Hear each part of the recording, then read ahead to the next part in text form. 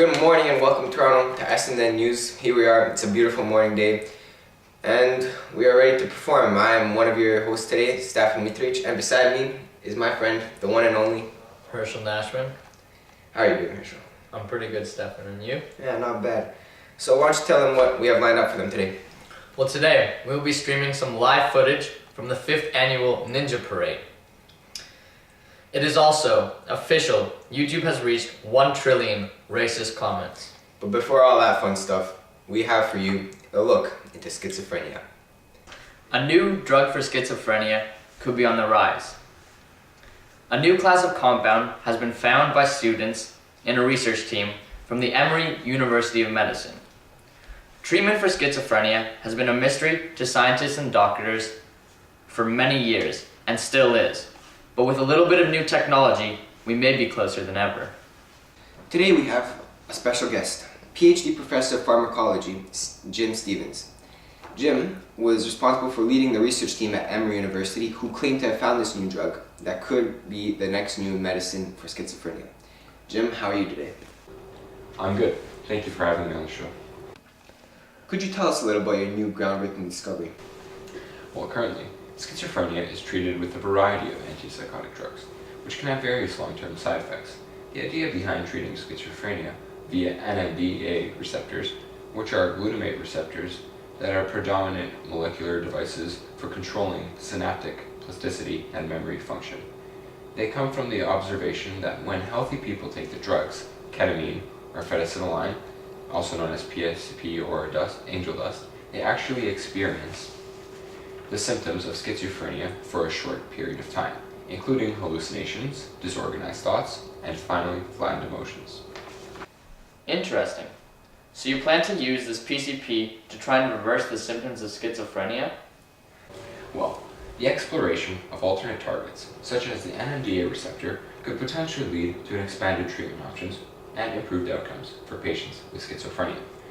Ketamine interacts with the NMDA receptors. Scientists use this knowledge to propose that perhaps a push in the opposite direction chemically enhances rather than blocks the NMDA receptors. But what do these receptors do? NMDA receptors serve as gates that allow electrical charges to surge into neurons when enough glutamate is present. These receptors are necessary for receiving signals in the brain and are connected with sensory perception, memory, and learning. NMDA receptors are found in different forms. When assembled, they have 2 parts. One called the NR1, which remains the same throughout the whole brain, and another that comes in 4 different variations, depending on the area of the brain under examination. Now, are there other drugs that treat schizophrenia in a similar manner? Well, the problem is, actually, currently only a few drugs can selectively target the NMDA receptors that contain the different NR2 subunits. We are searching for chemicals that would only improve the function of the NR2C and the NR2D forms. Earlier studies have suggested that enhancement of these subunits may help in schizophrenia. Enhancing NMDA receptor function might compensate for some of the deficits seen in patients with schizophrenia, because NMDA receptors play a number of important roles in the brain. We sought to target not only those subunits that have been suggested to potentially improve symptoms in patients with schizophrenia. Well, this must be very exciting news for people like Philip. Philip is a schizophrenic patient that we interviewed this morning. Hi, my name is Philip. I'm 20 years old and I suffer from schizophrenia. I started feeling some of the effects of schizophrenia when I was about 15 years old. I started off just isolating myself. I tended to break away from family members and friends. My school marks started dropping, but nothing too serious. Unfortunately, it got worse. My parents started getting mad at me. They thought I was just being lazy and throwing my life away. They thought I'd started doing drugs and was obsessed with this new lifestyle, but that of course wasn't the case. I lost contact with people around me. I would walk past a lifelong friend and not even look at them. I'd spend every day downstairs playing video games in my basement. Schizophrenia is a mental illness that most commonly appears in the late teens, and it disrupts a person's mental state in ways that differ from person to person. Schizophrenia has 3 different phases, which are the prodromal phase, active phase, and residual phase. In the prodromal phase, people start closing themselves off from friends and family. They spend most of their days on their own, and some people even become engrossed with religion. Sometimes, symptoms will worsen and people might stay in that stage, but most commonly after a couple of weeks or even months, people move on to the active phase. Now, the active phase is where people start hallucinating or hearing voices, and major changes in behavior can be easily seen. Finally, the residual phase is similar to the prodromal phase in the sense that many of the same symptoms are seen. However, in this phase, those symptoms tend to worsen, making it harder and harder for people to live a normal life. The number of times schizophrenic people get ill really varies, ranging from 1 to hundreds of episodes.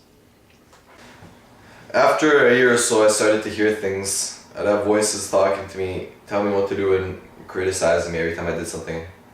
Sometimes I'd hear my parents' voices inside my head and I'd start screaming and fighting with them in my mind. Even though they weren't really there, I just didn't realize it. At the age of 18, I ran away from home for the first time.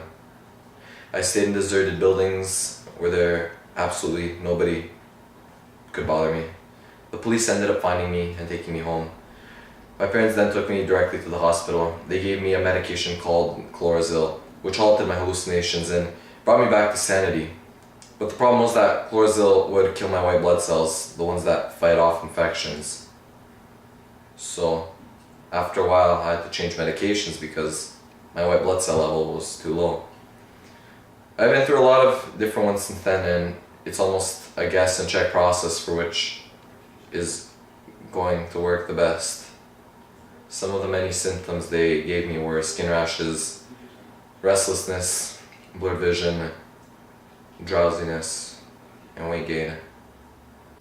Again, there are 3 different categories into which symptoms of schizophrenia fall: positive, negative, and cognitive symptoms.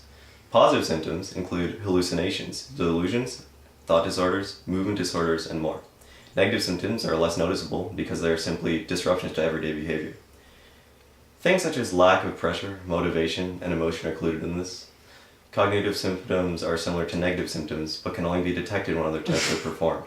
For example, trouble focusing or poor memory fall into this category. Which brings us to our second case study. In the weeks before he stood on the edge of the Leaside Bridge, Kit Skelly wrote frankly about the delusions that consumed him. Since Kit was diagnosed with schizophrenia in November 2008, following the first terrifying psychotic break that landed him in a hospital, his life was a torturous cycle through a broken mental health system that never truly kept the voices at bay. Tortured is the word his parents used openly to describe his life, as they announced his death on March the 9th. He was 23 years old. Last spring, Leslie and David Skelly bravely agreed to tell their son's story for a series on how Canada's mental health care is failing families, and how many are falling through the widening cracks of a disjointed, bureaucratic system. Kit was 19 and a second-year biology student at Guelph University when he had his first psychotic break. He was diagnosed early with schizophrenia and prescribed antipsychotic and antidepressant pills that he took every morning and every night. For a time, things were relatively stable as he transferred to Ryerson University to resume classes. But Kit began to resist his medication, resenting the side effects: weight gain, tremors, and lethargy. As a child, born April 21, 1999 as Christopher Skelly, the middle of 3, Kit would live inside the books he read. The introverted, quiet boy would often disappear from family gatherings, only to be found wrapped around in a novel or his Game Boy. Kit was also intensely creative. With a deft musical ear, he earned his grade 8 piano certification at a young age and was often drawn to the keys to bang out classic rock ballads. Music became a way to express himself, his family said. Once, after days stuck in a psychiatric ward, he finally sat down in front of the hospital keys and plucked out an uplifting Christmas tune. Leslie said playing piano was often a reliable barometer of his mood. When he didn't play, you knew he wasn't doing very well. Kit stopped playing guitar 2 weeks before he died. On March 9th at 9:15 in the morning, the Skellys were informed that their son had committed suicide.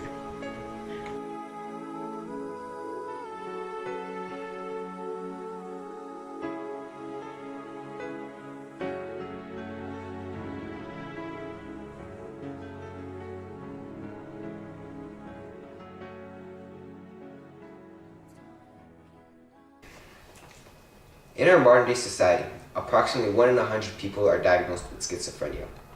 And even with recent advancements in the medical field, schizophrenia will continue to haunt individuals for a very long time. And until an ultimate prevention and/or cure is found, we can do nothing but pray for the best. For more information on this topic, please visit our website or follow us at @SNNews. That's all the time we have left for today, but this is Stefan Mitrovic and Herschel Nashman signing out.